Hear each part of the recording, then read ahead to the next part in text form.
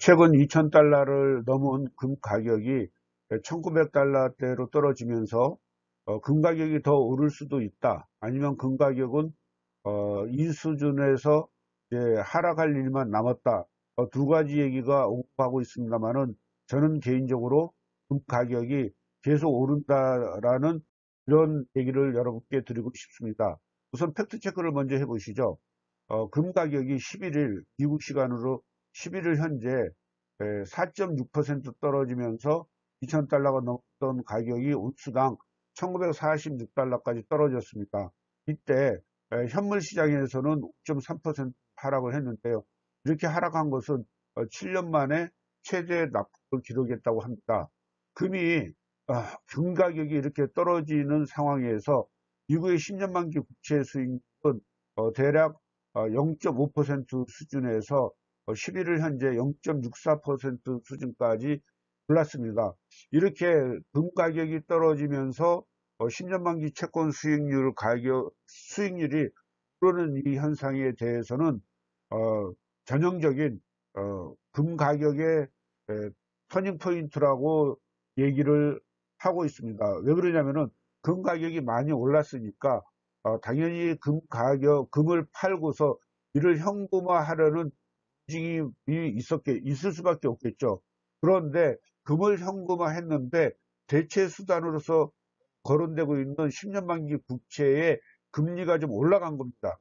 그러니 그 이전에 저금리를 받는 것보다 좀 더 높은 금리를 받을 수가 있다고 한다면 금을 팔고 채권을 살 수 있는 수요가 일어나겠죠. 왜 그러냐면은 금은 아무리 가지고 있어도 이자가 발생하지 않는데 채권은 그나마 보유하고 있는 동안에 이자가 발생을 하지 않습니까? 그러니까 좀 더 메리트가 있다 이렇게 얘기를 하고 있습니다만은 일단 월가의 그 전문가들은 이 말에 동의하는 사람은 현재 많지는 않습니다. 왜 그러냐? 달러 가치가 지금 이제 하향 움직임을 보이고 있으면서 달러는 지금보다는 더 떨어질 가능성이 높기 때문이라고 얘기를 합니다. 이것과 관련돼서 몇 가지 도표 등을 가지고 한번 살펴보도록 하겠는데요. 우선 금의 그 최근의 동향을 한번 보면은 연초에 금의 가격은 대략 1600달러 수준을 유지를 하고 있었습니다. 그 이후에 오르다가 3월에 극심한 코로나 사태 상황에서는 모든 자산의 가격이 하락하는 투매 현상이 일어났을 때 금도 투매와 관련돼서 가격이 하락을 했지만 이후에 계속 상승을 해가지고 온수당 2000달러로 넘은 후에 지금은 다시 1900달러대로 이제 하락한 상황이고요. 이와 더불어서 10년 만기 국채 수익률은 연초에 1.6% 수준이었습니다. 그 이후에 계속해서 금리가 하락을 하는데 금리가 하락한다는 것은 뭐냐면은 채권의 가격이 오른다는 걸 의미를 하거든요. 채권의 가격이 이렇게 오르고 금 가격이 오르고 채권의 가격이 오르는 이 현상은 똑같이 안전자산에 대한 선호 현상 때문에 보통 가격이 오른다는 얘기를 하고 있는데요. 이 이후에 계속 하락을 하다가 최근에는 금 가격이 떨어짐과 동시에 채권의 수익률이 좀 올라갔습니다. 이 얘기는 안전자산과 관련돼서 안전자산 선호 현상이 좀 누그러진 것이 아닌가 이렇게 평가를 할 수 있다는 거죠. 그리고 금 가격의 향방을 알기 전에 먼저 달러와 가치의 향방을 먼저 좀 살펴볼 필요가 있는데요. 왜 그러냐면은 금과 달러는 일종의 보완제입니다. 그러니까 달러 강세 현상하고 금의 강세 현상은 조금 역의 상관관계를 좀 가지고 있다는 뜻이죠. 자, 금은 언제 금 가격이 좀 좋으냐? 그것을 보면은 아래 도표를 보고서 말씀을 좀 드릴게요. 금 가격이 좋을 때는 미국 경제가 좋을 때 금 가격이 당연히 좋을 수밖에 없습니다. 어느 나라든 우리나라의 경제가 좋을 때는 원화 가치가 좋아지고요. 중국 경제가 좋아질 때는 중국의 위안화 가치가 좋아지는 건 당연한 현상입니다. 즉, 미국 경제가 좋아지면은 당연히 달러 가치는 이제 좋아질 수밖에 없고요. 또 하나, 달러 가치가 좋을 때는 리스크 회피 현상이 일어날 때 달러 가치는 올라갑니다. 미국에서 코로나 사태로 그렇게 돈을 많이 풀었음에도 불구하고 달러 가치가 높아진 가장 큰 이유 중에 하나는 뭐냐면은 리스크 회피 현상으로 인해서 달러 수요가 어마어마하게 늘어났기 때문이죠. 즉 미국의 경제가 좋거나 리스크 회피 현상이 일어나면은 달러 가치가 좋아진다.